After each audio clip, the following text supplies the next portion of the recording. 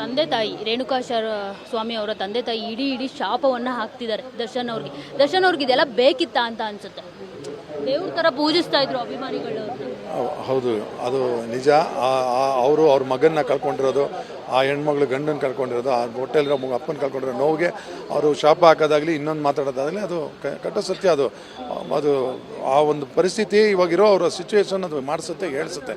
But ನಿಜಾಂಶ ಎಲ್ಲಿದೆ ಎಲ್ಲರಿಗೂ ಗೊತ್ತಾಗೋವರೆಗೂ ಯಾರು ಎದುರು ಕಾಣಿಸ್ತಾರೆ ತಪ್ಪಿತಸ್ನಾಗ ಅವ್ರನ್ನೇ ನಾವು ಬೈಕೋಬೇಕು, ಅಷ್ಟೇ ಆಗ್ತಾರೆ. ಸರ್, ಈಗ ಕೊನೆಯದಾಗಿ ಅವ್ರನ್ನ ಬ್ಯಾನ್ ಮಾಡಬೇಕು ಚಿತ್ರರಂಗದಿಂದ ಅನ್ನೋ ಒಂದು ಕೂಗು ಕೇಳಿ ಬರ್ತಿರುವಂಥದ್ದು. ಅಂದರೆ ಈಗೇನಾದರೂ ಆರೋಪ ಸಾಬೀತಾದರೆ ಒಂದು ನಿರ್ಧಾರಕ್ಕೆ ಬರ್ತೀವಿ ಅಂತಂದು ಫಿಲ್ಮ್ ಚೇಂಬರ್ ಹೇಳ್ತಿರುವಂಥದ್ದು.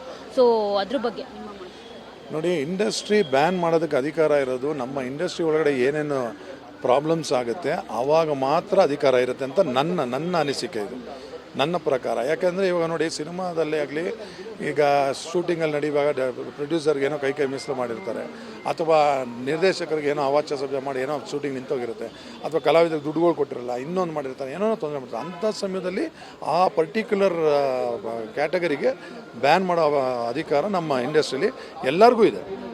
ವಾಣಿಜ್ಯ ಇದಿರ್ಬೋದು, ಆರ್ಟಿಸ್ಟ್ ಅಸೋಸಿಯೇಷನ್ ಇರ್ಬೋದು, ಎಲ್ಲರಿಗೂ. ಇದು ಔಟ್ ಆಫ್ ದಿ ಫೀಲ್ಡ್, ಇದು ಅನ್ಎಕ್ಸ್ಪೆಕ್ಟೆಡ್ಡು. ಇದೇನೇ ಇದ್ರೂ ಇದಕ್ಕೆ ಕಾನೂನೇ ಮಾಡಬೇಕು.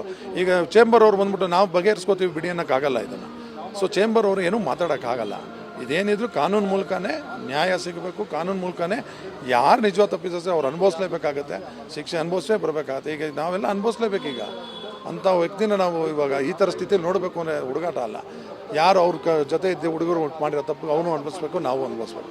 ತುಂಬ ನೋವಾಗುತ್ತೆ. ನಮ್ಮ ಇಂಥ ಒಬ್ಬ ಸ್ನೇಹಿತಂಗೆ ಹಿಂಗಾಗಿದೆ, ಇಂಥ ಮಾಡಿದ್ದು ಅಷ್ಟೇ ನೋವು. ಆ ಕಡೆ ಆ ಒಂದು ಜೀವ ಅನ್ನೆಸರಿ ಸತ್ತೋಗಿದೆ, ಅದೂ ನೋವಾಗುತ್ತೆ. ಸರ್, ವಿವಾದಗಳು ಯಾವತ್ತೂ ಅವರು ಬೆನ್ನು ಬಿದ್ದಿದೆ ಅಂತ ಅನ್ಸುತ್ತೆ. ಅವ್ರನ್ನ ಕಾಡ್ತಾನೆ ಇರುತ್ತವೆ ವಿವಾದಗಳು.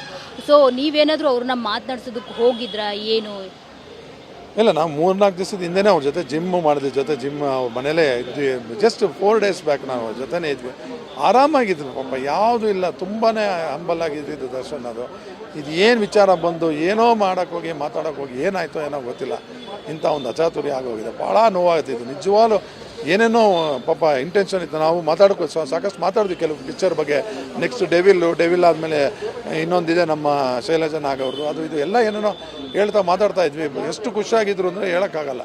ಅಂಥ ಖುಷಿಯಾಗಿದ್ದ ವ್ಯಕ್ತಿ ನೆಕ್ಸ್ಟ್ ಡೇನೇ, ಅದೇ 3 ದಿವಸದಿಂದ ಅದು ನೆಕ್ಸ್ಟ್ ಡೇನೇ ಇಂಥ ಒಂದು ಯೋಚನೆಗೆ ಹೋಗಿ ಯಾರು ಅವ್ರಿಗೆ ಏನು ತಲೆ ಕೆಡಿಸೋ, ಯಾವ ಮೂಡಲ್ಲಿದ್ದು ಏನು ಬುದ್ಧಿ ಹೇಳೋಕ್ಕೆ ಹೋಗಿ ಬಂದ್ರೂ ಅವ್ರ ಜೊತೆಲಿದ್ದವ್ರು ಈ ಥರ ದುಡುಕಿದ್ದಾರೆ.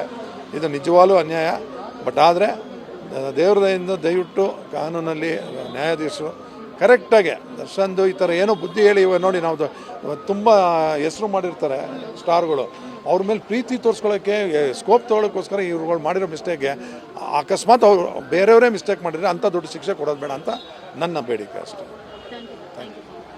ನೋಡಿದ್ರಲ್ಲ, ಇದಿಷ್ಟು ನಟರಾದ ಧರ್ಮ ಅವರ ಮಾತು. ಕ್ಯಾಮ್ರಾ ಪರ್ಸನ್ ಶೇಖರ್ ಜೊತೆ ಮಂಗಳ ರಾಜಗೋಪಾಲ್, ಟಿವಿ9 ಬೆಂಗಳೂರು.